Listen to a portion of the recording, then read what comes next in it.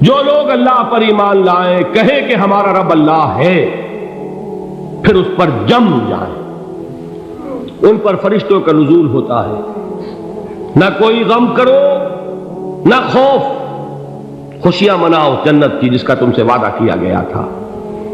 اللہ کی ربوبیت پر اطمینان جب انسان کو ہو جاتا، میرا رب اللہ ہے، ربی اللہ، انسان کے لیے نہ کوئی کھٹکا، نہ کوئی خطرہ، نہ کوئی خوف، نہ کوئی حزن۔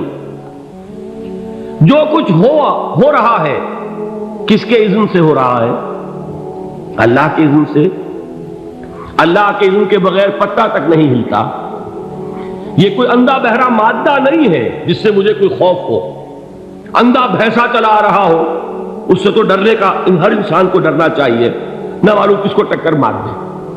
لیکن نہیں، اس کائنات کو چلانے والا ایک سمیع و بصیر خدا ہے۔ وہ جو میرا دوست ہے، میرا ولی ہے۔ اللہ ولی الذین آمنوا یخرجہم من الظلمات الی النور۔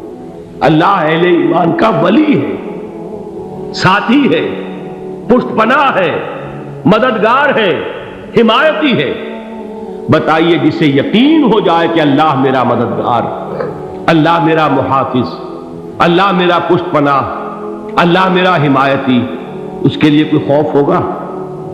اس سے کوئی ڈر ہوگا؟ میں مثال دیا کرتا ہوں ایک بہت سادہ، پنجاب کے دیہات کی۔ تو بڑا چودھری ہے اور کوئی غریب کسان ہے۔ اس غریب کسان کے جانوروں کو ہر وقت اندیشہ ہوگا چوری کا، کوئی میری بھینس کھول کر نہ لے جائے، کوئی میرا بیل کھول کر نہ لے جائے۔ لیکن جس کے بارے میں یہ سب کو معلوم ہو کہ وہ جو بڑا چودھری ہے وہ اس کا دوست ہے، اس کی بچیا کو کوئی خوف ہوگا؟ اس کی بھینس پر کوئی ہاتھ ڈالے گا؟ اسے کوئی اندیشہ ہوگا؟ نہیں۔ کیوں؟ کہ وہ بڑا چودھری، بڑا اس کا یہاں کا سردار، جاگیردار، سب کو معلوم ہے وہ میرا دوست ہے، کوئی میرے خلاف اقدام نہیں کر سکتا۔ اس دنیا میں یہ چھوٹی سی بات اگر آپ کے دلی اطمینان اور سکون کا باعث بن سکتی ہے تو ذرا تصور کیجئے۔ میں لفظ تصور استعمال کروں گا صرف اس لیے کہ اس کا ہم جس کو کہتے ہیں ادراک اور شعور کر نہیں سکتے، اگر کے ساتھ کر سکتے۔ اگر یقین ہو کہ اللہ میرا مددگار اور یقین ہو کہ اللہ ہر آن میرے ساتھ ہے، پھر کوئی خوف؟ کس کا خوف؟ کوئی شے اللہ سے بالا تر ہے؟ کوئی قوت اس سے زیادہ طاقتور ہے؟ کوئی اس کے ارادے کو بدلنے والا ہے؟ کوئی اس کی مشیت کے آڑے آنے والا ہے؟ یہی بات ہے جو حضور نے فرمائی۔ یہ ایمان کا حاصل ہے لب لباب، کہ دیکھو اچھی طرح اس بات کو ذہن نشین کر لو، اگر تمام انسان مل کر تمہیں کوئی نقصان پہنچانا چاہے نہیں پہنچا سکتے، مگر جو کچھ اللہ نے لکھ دیا ہو، اور تمام انسان مل کر تمہیں کوئی نفع پہنچانا چاہے نہیں پہنچا سکتے، مگر وہ شے جو اللہ نے طے کر دی۔ آپ پھر میں کہوں گا ذرا طاری کیجئے، اسے فرض کیجئے، اسے سوچئے۔ اگر اس حدیث پر ہمارا دل ٹھکا ہوا ہو تو کسی سے ڈر ہوگا؟ یہ مجھے نقصان نہ پہنچا دے، یہ میری رپورٹ خراب نہ کر دے، یہ میری انکریمنٹ نہ رکوا دے، یہ میرا یہ نہ بگاڑ دے، یہ میرے یہ نقصان نہ پہنچا دے۔ اس کا ڈر، اس کا ڈر، اس کا خوف، اس کی خوشامد، اس کے لیے جا کر طرح طرح سے اپنی عزت نفس کو ذلیل کروانا اس کے سامنے، یہ سب کچھ کیوں کرتا ہے انسان؟ جب سمجھتا ہے کہ اس کے ہاتھ میں میرا کوئی نفع ہے، اس کے ہاتھ میں میرے لیے کوئی ضرر ہے، یہ مجھے کوئی غضب پہنچا سکتا ہے، یہ مجھے کوئی نقصان پہنچا سکتا ہے، یہ میرا کوئی کام بنا سکتا ہے، یہ میری کوئی ضرورت پوری کر سکتا ہے، اسی کا نام شرک ہے۔ جہاں آپ نے یہ سمجھا کہ غیر اللہ کے اندر کوئی طاقت موجود ہے، وہی شرک ہے۔ بتوں سے تجھ کو امیدیں، خدا سے نو امیدی، مجھے بتا تو صحیح اور کافری کیا ہے؟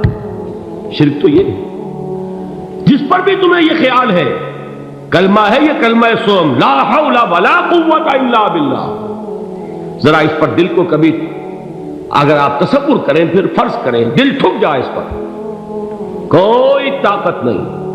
یہی بات تھی جو شیخ عبد القادر جیلانی رحمۃ اللہ علیہ نے اپنی وصیت میں اپنے بچے سے کہی.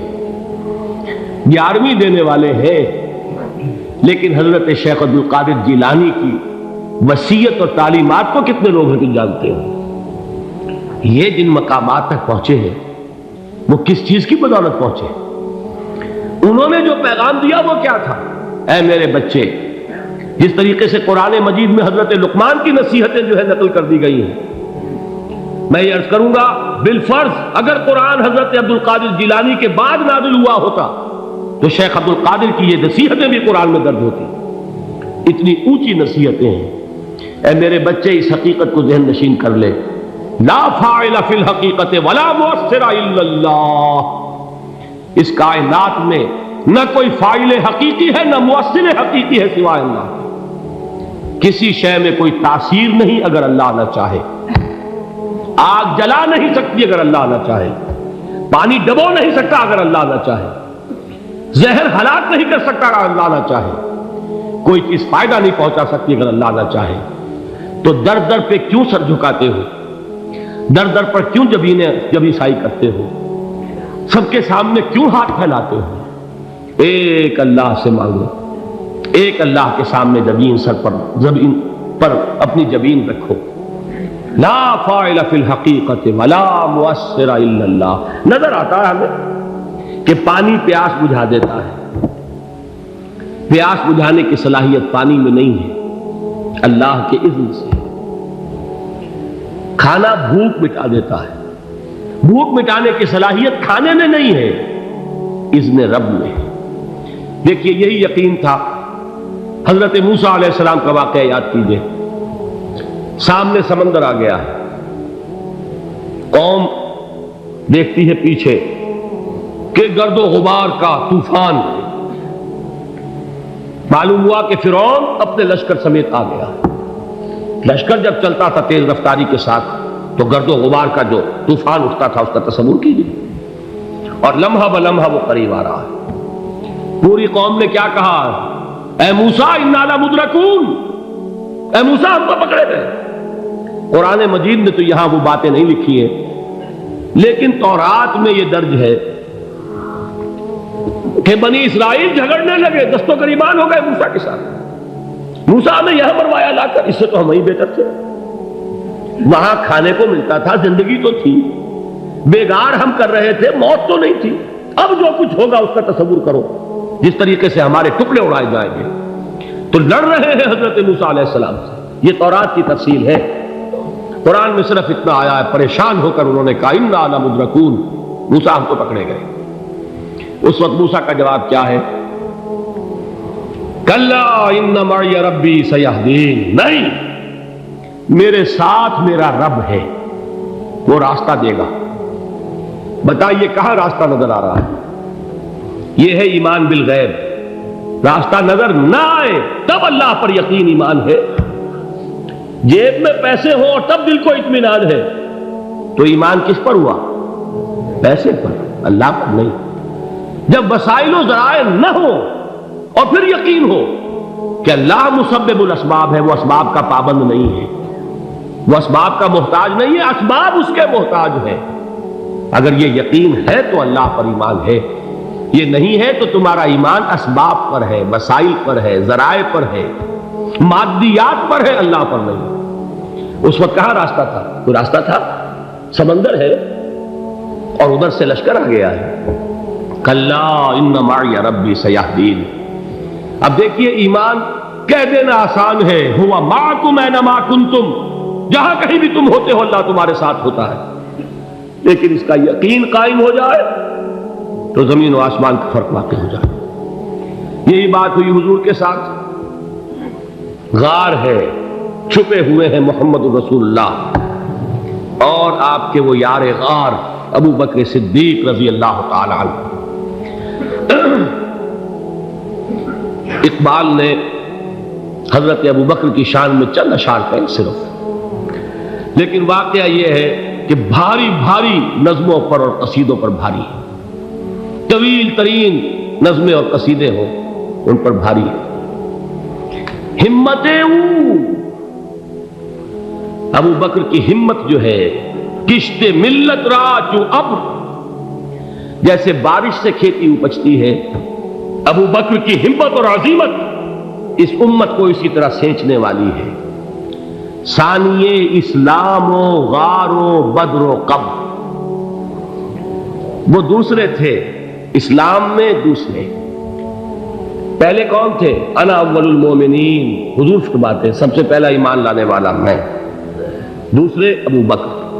ویسے ہمارے ہاں یہ چلتا ہے اختلاف، حضرت علی پہلے ہیں کہ حضرت ابو بکر پہلے ہیں، لیکن اس میں بڑی خوبصورت تطبیق قائم کی ہے علماء نے، اور بہت صحیح ہے۔ چار کے بارے میں فیصلہ ہی مت کرو کہ کون پہلے، ان کی ایک عجیب تقسیم کر دی ہے۔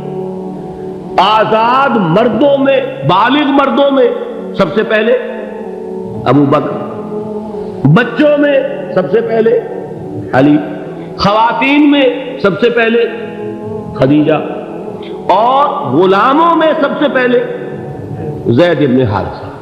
بڑی پیاری تقسیم ہے، یہ چاروں ہی پہلے ہیں، ہر ایک کے لیے اولیت ہے۔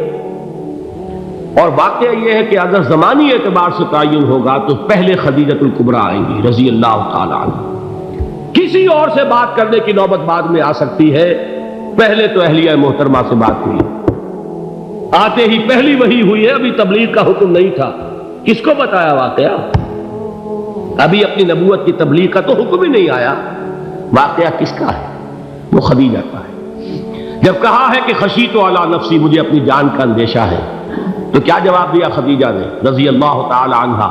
وہ صدیقۃ الکبریٰ ہے، صدیقات جو ہے خواتین ان میں چوٹی پر خدیجۃ الکبریٰ ہے رضی اللہ تعالی عنہا، اور صدیق جو مرد ہیں ان میں صدیق اکبر ہے ابو بکر صدیق رضی اللہ تعالی عنہ، لیکن صدیقات میں چوٹی پر۔ جب حضور نے فرمایا خشیت علی نفسی، کیا فرمایا، کیا عرض کیا، کیسے تسلی دی؟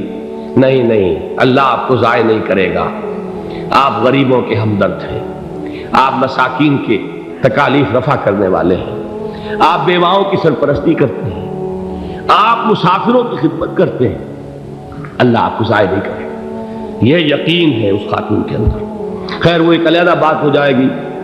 میرے دل پر حضرت خدیجہ رضی اللہ تعالیٰ عنہ کی شخصیت کا بڑا گہرا نقش ہے، جو وہ کوئی اور ہی وقت اور موقع ہوا تو بیان ہوگا۔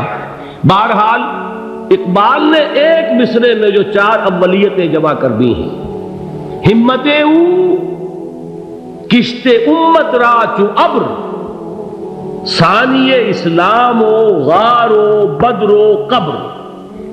اسلام میں حضور کے بعد پہلے کون؟ ابو بکر۔ غار میں حضور کے ساتھ کون؟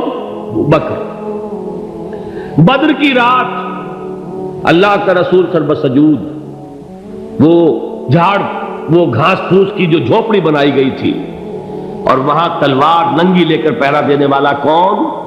ابو بکر۔ اور اس حجرہ عائشہ میں محمد کے بعد سب سے پہلے دفن ہونے والا کون؟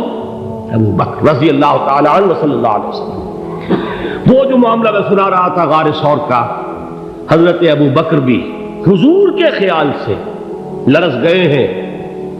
آپ کو یاد ہوگا کہ جا کر پہلے تمام جتنے سوراخ تھے انہیں بند کیا ہے، ایک سوراخ رہ گیا تھا جس کو بند کرنے کے لیے کوئی کپڑا نہیں تھا، وہاں اپنی ایڑی رکھی ہے، تب کہا ہے حضور سے تشریف لائیے، اور اپنے زانو پر حضور کو لٹایا ہے، اور وہاں کسی موذی جانور نے کاٹا ہے، حضور کی آنکھ لگ گئی تھی، اس وقت اس بل کے اندر جو بھی بچھو ہے کیا ہے واللہ عالم، اس نے کاٹا ہے، اس کی تکلیف کی وجہ سے ابو بکر کی آنکھوں سے آنسو ٹپک گئے، حضور کے چہرے مبارک پر پڑے ہیں، تو حضور جاگے ہیں، معاملہ کیا ہے؟ ایڑی نہیں ہٹائی وہاں سے، مبادا وہ جانور وہاں سے نکل کر محمد الرسول اللہ کو کوئی گزن پہنچا دے، ابو بکر کی ایڑی ہے، جس طرح چاہے کھا لے، ختم کر دے، جان نکل جائے تب کوئی آنچ آئے، محمد پر تو آئے، لیکن جیتے جی نہیں۔ وہ ہے ابو بکر۔ حضور کے خیال سے اس وقت حضور نے پھر اپنا لعاب دہن لگایا ہے، اور اس سے پھر آپ کی تکلیف ختم ہوئی۔ جیسے خیبر میں حضرت علی کی آنکھ دکھ رہی تھی، اس کو جو شفا حاصل ہوئی ہے وہ بھی حضور کے لعاب دہن سے ہوئی۔ تو بہرحال اس وقت انہوں نے کہا ہے کہ اے نبی یا رسول اللہ، اگر اس وقت ان میں سے کسی نے غیر ارادی طور پر بھی اپنے قدموں کی طرف جھانک لیا تو پکڑے جائیں گے۔ کیا جواب تھا اللہ کے رسول کا؟ لا تحزن ان اللہ معنا، اللہ ہمارے ساتھ ہے، کیوں گھبراتے ہو ابو بکر؟ یہ ہے ایمان باللہ، میرا مالک اللہ، میرا رازق اللہ، میرا محافظ اللہ، میرا مددگار اللہ، میرا پشت پناہ اللہ، میرا دوست اللہ۔ یہ دوستی ہے اللہ کی جو لب لباب ہے، حاصل ہے ایمان کا، اسی کا نام ولایت ہے۔ اولیاء اللہ کے سروں پر سینگ نہیں ہوتے، جس کے دل میں ایمان راسخ ہو چکا ہو وہی اللہ کا ولی ہے، جسے اللہ پر یقین ہو چکا ہے وہی اللہ کا ولی ہے، جسے یقین ہے اللہ میرے ساتھ ہے، میرا مددگار، میرا پشت پناہ، میرا ساتھی، میرا دوست، میرا محبوب، میرا محب۔ اللہ اہل ایمان سے محبت کرتا ہے۔ واللہ یحب الصادقین، ان اللہ یحب الذین یقاتلون فی سبیلہ صفا کانہم بنیان مرصوص۔ اللہ محبت کرنے والا، اہل ایمان محبوب، اور اہل ایمان محبت کرنے والے اللہ محبوب۔ والذین آمنوا اشد حبا للہ۔